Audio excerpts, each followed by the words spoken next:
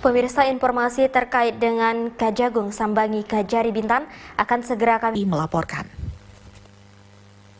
Pemirsa, kita beralih ke informasi selanjutnya. Polsek kawasan Pelabuhan Batam berhasil mengungkap jaringan pengiriman pekerja migran Indonesia ilegal. Jaringan ini memiliki modus baru, yakni mengirimkan PMI melalui Singapura dengan tujuan akhir Malaysia.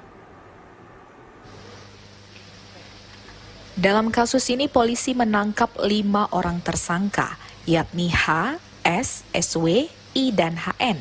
Para pelaku yang diamankan tersebut memiliki peran yang berbeda. H dan S bertugas mengurus korban ke pelabuhan.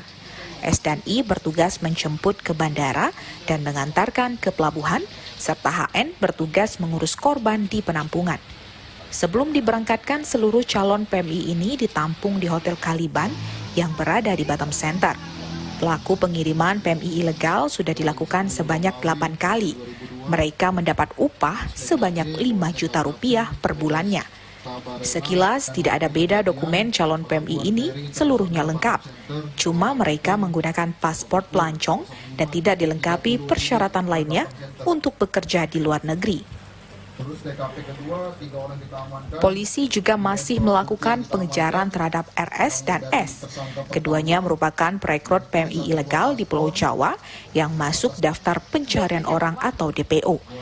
Dari pengungkapan tersebut, Polsek KKP berhasil menyelamatkan 5 orang calon PMI asal Pulau Jawa. Pengungkapan ini dilakukan berdasarkan pantauan pihaknya di Pelabuhan Batam Center, ada 7 orang. Diamankan di pelabuhan setelah diinterogasi 2 dari mereka merupakan pengurus PMI tersebut. Kapolsek KKP AKP awal juga mengatakan, pengiriman PMI ilegal ini memiliki modus baru. Para korban awalnya akan dikirimkan ke Singapura dan menuju Malaysia melalui jalur darat. Nanti ada orang di Singapura untuk mengurus dan mengantarkan sampai ke Malaysia. Itu modus baru kita temukan ini, pengirimannya terlebih dahulu mereka pergi beli tiketnya ke negara Singapura. Dari negara Singapura nanti ada kerjasama juga orang mereka di negara Malaysia. Sudah ada saling ketemu atau saling calling, sudah ACC yang di Malaysia baru mengirim dari Singapura itu dikirim PMI-nya ke negara Malaysia untuk dipekerjakan. Sudah berapa kali, Komandan? Udah berkali-kali. Ya. Bapak, berapa mereka mengambil keuntungan dari satu orang TKI itu, Pak?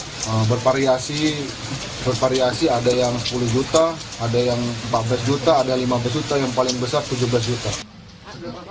Dengan masih banyaknya kasus pengiriman PMI ilegal melalui Batam ini, masyarakat dihimbau agar lebih berhati-hati, agar calon PMI memastikan legalitas penyalur yang bekerja benar-benar secara sah, mengikuti peraturan pemerintah. Atas perbuatannya, pelaku dijerat dengan pasal 81 dan atau pasal 83 Undang-Undang Republik Indonesia Nomor 18 Tahun 2017 tentang Perlindungan Pekerja Migran Indonesia dengan ancaman pidana 10 tahun penjara atau denda hingga 15 miliar rupiah. Rizky Kurniawan, TVRI melaporkan dari Batam, Kepulauan Riau. Pemirsa, jajaran Polisi Perairan dan Udara Polairut Polres Lingga berhasil mengamankan